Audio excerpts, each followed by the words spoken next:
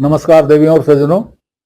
हम लोग 35वीं रामायणी में थे और बात हो रही थी संध्या तर्पण खट कर्म की। तो संध्या तो हो गया, अब तर्पण क्या होता है? पितरों पितरों के लिए जो कुछ भी किया जाता है वो तर्पण होता है। तो पितरों का तर्पण ये विशेष तिथियों में होता है, विशेष पक्ष में होता है। साल में 2 बार विशेष पक्ष होते हैं इसके, और 12 तिथियां होती हैं तर्पण के लिए। और वैसे तर्पण दिन प्रतिदिन किया जा सकता है। तर्पण का मतलब पितरों को याद करना, पितरों के लिए कुछ करना, और उसका विधान है। तो जैसे ही विधान आया तैसे ही सब खत्म हो गया। अरे भाई, पितर को याद करना, हम बैठे, हमने आंख बंद कर दिया, हमने पितरों को याद कर लिया, मन ही मन हमने पितरों का एहसान जता दिया, पितरों से जो कुछ कहना है कह लिया। अब उसके लिए टंट घंट की क्या जरूरत है? लेकिन नहीं, वो किया जाएगा, वही तरीकत और अमल, व्यवहार, परंपरा। तो तर्पण और खटकर्मा। खटकर्म क्या है? पढ़ना, पढ़ाना 2, यज्ञ करना, यज्ञ कराना 4, दान देना, दान लेना 1 खटकर्म हो गया। जो इनका पालन करता है उसको खटकर्मी ब्राह्मण कहते हैं। अब क्षत्रिय है तो क्षत्रिय इन 6 में से 5 कर सकता है, 6वां नहीं कर सकता है, वो दान नहीं ले सकता। तो दान नहीं ले सकता तो पंचकर्मी हो गए। इसी तरह से ब्राह्मणों में भी कुछ लोग हैं जो कहते हैं हम तो पंचकर्मी हैं, मतलब हम दान नहीं लेते। लेकिन उनसे पूछा जाए क्या बाकी करते हो, तो पता चला कि 1-2 उसमें से भी गायब है। अब उनका कुल ऐसा है कि वो पंचकर्मी है। वो पंचकर्मी है ये आप कुल के हिसाब से कहते हैं, लेकिन है नहीं। वो खटकर्मी कहते हैं लेकिन खटकर्मी है नहीं। जैसे ब्राह्मण कहते हैं लेकिन ब्राह्मण है नहीं। भाई, ब्रह्म जो जाने वही ब्राह्मण है। ये पैदाइशी ब्राह्मण, ब्राह्मण के घर पैदा हो गए तो ब्राह्मण हो गए, ये तो कहीं है नहीं। और होगा अगर तो उसका कोई आधार नहीं है, क्योंकि हमारे वेद और उपनिषद ये पैदा होने को ब्राह्मण, क्षत्रिय, वैश्य, शूद्र नहीं मानते। शायद उनके समय में था भी नहीं। श्वेत केतु के पिता श्वेत केतु को जब पढ़ने भेजते हैं, वो पढ़ने नहीं जाता है, तब ऋषि कहते हैं कि तू सीधे सीधे पढ़ने चला जा, मैं नहीं चाहता कि मेरे कुल में कोई ब्राह्मण बंद हो। बस हो गया। वह अपने कुल में ब्राह्मण बंद नहीं चाहते। तो जो ब्राह्मण कुल में पैदा होता है लेकिन उसमें ब्राह्मणत्व तो नहीं होता, वह ब्राह्मण नहीं, वह ब्राह्मण बंधु है, ब्राह्मण नहीं। तो बात यहां हो रही है खटकर्म की। लाग रहे इनके आश्रमा, इन्हीं के आश्रय में पड़े हुए हैं। यह आश्रम का, ये जो 4-5 आश्रम है, इनका अर्थ लगा लीजिए। लेकिन इनके आश्रमा है तो इसका मतलब वो आश्रम की बात नहीं हो रही है।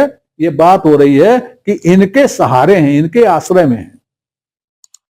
अब इसी में है, देखिए अभी मैंने कहा था, इसी में है गायत्री जुगचार पढ़ाई, पूछो जाए मुकुट किन पाई। चारों युग से गायत्री पढ़ा रहे हो और पढ़ रहे हो। कबीर कहते हैं हमें बताओ किसने मुक्ति पाई गायत्री पढ़ने से? है कोई ऐसा जो बता सकते हो कि गायत्री पढ़ के उनकी मुक्ति हो गई? नहीं बता सकते, क्योंकि गायत्री एक छंद है और वेद के सैकड़ों मंत्र गायत्री छंद में है, लेकिन उनमें से एक गायत्री छंद इतना प्रसिद्ध हो गया कि लोग उसी को गायत्री कहने लगे। आज भी गायत्री कहा जाए तो बस वही एक छंद सबको याद आता है कि ये गायत्री। अरे बाकी जो छंद हैं वेद में, गायत्री छंद, वो क्या गायत्री नहीं है? तो गायत्री छंद है और मंत्र है। तो खैर ये बात अलग है। गायत्री जुगचार्य पढ़ाई, पूछो जाए मुकुट किन पाई। कभी चैलेंज करते हैं, चुनौती देते हैं, हमें बताओ मुक्ति किसको मिली? सब में राम रहे ल्यो सींचा, इन थे और कहो कहो को नीचा। अब ये बीजक में ये चौपाई इस तरह से है, आन के मुए ले हो छीजा, तुमसे अधिक नीच, तुमसे कौन नीचा, कुछ इस तरह से है। तो ये पंडित के लिए ही कहा गया है, उसमें बीजक में विप्र के लिए कहा गया है। यहां बात पंडित की हो रही है, लेकिन चौपाई की ये लाइन है बदल करके है, सब में राम रहे ल्यो सींचा। सब में, सभी जीवधारियों में राम की लौ जल रही है। सभी जीवधारियों में राम की लौ जल रही है। सभी जीवधारियों को राम ने अपनी लौ से सींच रखा है, अपने तेज से सींच रखा है, सींच रहा है अपने तेज से। इनथे और कहो को नीचा, दो अर्थ हुए। कबीर पूछते हैं कि इनथे और कहो को नीचा, इनमें से कौन नीच है? इनमें से नीच किसको कहते हो? सब में राम की ज्योति जल रही है, तो नीच किसको कहते हो? या सब में राम की ज्योति जल रही है, तब इनमें से किसको नीचा कहते हो? मतलब इनमें से किसी को नीचा कहना यह अपराध है, क्योंकि सब में राम की ज्योति एक समान जल रही है। अति गुण गर्भ करे अधिकाई, अधिके गर्भ न होए भलाई। हे पंडित जी, अपने गुण का इतना अधिक गर्व करते हो, लेकिन अधिक गर्व न होए भलाई। लेकिन अधिक गर्व से भलाई नहीं होती, अधिक गर्व से कल्याण नहीं होता है। इसके पहले वाली रामायणी में क्या कहा उन्होंने? गाफिल गर्व करे अधिकारी। वो काजी के लिए, मुसलमान के लिए कह रहे थे, यहां वो पंडित के लिए, हिंदू के लिए कह रहे हैं, अति गुण गर्व करे अधिकाई, अधिक गर्व न होए भलाई। इसमें कल्याण नहीं होगा। क्यों कल्याण नहीं होगा ये भी बता रहे हैं। आगे देखिए, जाको ठाकुर गर्व प्रहारी, सो क्यों सकै गर्व संहारी। जिसका ठाकुर, जिसका स्वामी, भैया पंडित जी हो तो आपका स्वामी कौन है ये तो सोचो। आपके स्वामी का एक नाम गर्भ प्रहारी भी है। वो गर्भ को प्रहार करता है, गर्भ उसे बर्दाश्त नहीं है, वो गर्भ प्रहारी है, वही आपका स्वामी है। तो जाको ठाकुर गर्भ प्रहारी, सो क्यों सके गर्भ संहारी। वह गर्भ के साथ संहार कैसे सकता है? संहार का मतलब मारना होता है, और संहार का मतलब संग संग रहना भी होता है, निभाना। किसी के साथ निभाना, तो जाको ठाकुर गर्भ प्रहारी सो क्यों सके गर्भ संहारी। वह गर्भ के साथ, घमंड के साथ सहकार कैसे कर सकता है, वह गर्भ के साथ रह कैसे सकता है, उसकी गर्भ के साथ कैसे बन कैसे सकती है। तो सो क्यों सके गर्भ संहारी, इसलिए गर्भ में भलाई नहीं है, अधिक गर्भ से भलाई नहीं है। पंडित जी, कुल अभिमान विचार तज। अब गर्भ किसका है पंडित जी को? पंडित जी को गर्भ है अपने पंडित जी होने का। अब पंडित जी होने का मतलब अपने विद्वान होने का। यहां भी पंडित का अर्थ ब्राह्मण नहीं है, भूल जाइए। यहां भी पंडित का अर्थ पढ़े लिखे से है, विद्वान से है। विद्वान को ही पंडित कहते हैं, और पंडित होने के लिए कोई जाति निर्धारित नहीं है, पंडित कोई भी हो सकता है। और कहा जाता है